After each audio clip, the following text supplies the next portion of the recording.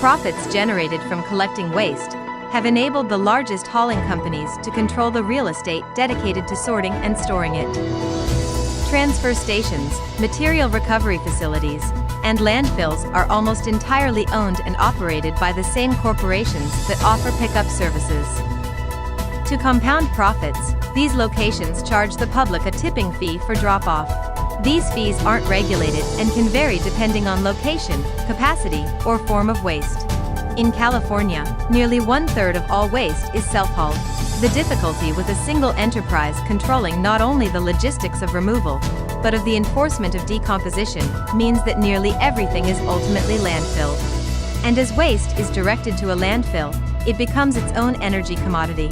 As waste compiles, the various processes of decomposition allow toxins, leachate, and greenhouse gases to accumulate. Organic waste offers bacteria a host to break down the waste. This decaying rubbish produces weak acidic chemicals which combine with liquids to form leachate and landfill gas. Coupled with toxic items such as tires and televisions, these toxins leach into the soil and groundwater and become environmental hazards. Leachate is the liquid formed when waste breaks down in the landfill and water filters through. This liquid is highly toxic and can pollute land, groundwater, and local waterways perpetually. So when you've got your compost bin, right here I've got a 3-tiered system that I made. You've got all of your food scraps up on top, mixed in with some paper products or other dried products, egg cartons, things like that, to remove some moisture from the decomposition process. In that process where the food scraps are being broken down, if there's humidity in there, if there's water molecules inside the food itself, those water molecules are eventually going to end up seeping through the system and collecting in this lower basin of this system here. So anyways, that water seeps through this whole system and is created by the decomposition of the food scraps. This leachate has not actually gone through the worm's digestive system at all, which is why it can still contain a lot of toxins when it finally reaches the bottom layer here. Depending on rainfall, a single landfill site can easily produce several Olympic-sized swimming pools of leachate each year. Some leachate is reabsorbed when passed back into landfill, but the rest filters through again, picking up more toxins with each pass. Not to be outdone, greenhouse gas production is perhaps the biggest environmental threat posed by landfills.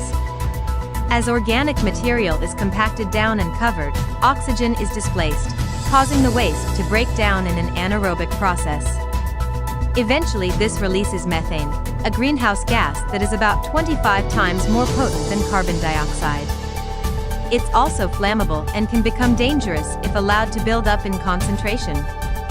So how much methane is produced by a typical landfill site? Enough to fuel a power station.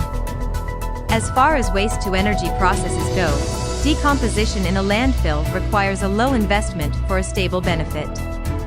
Instead of escaping into the air, landfill gas can be captured, converted, and used as a renewable energy resource.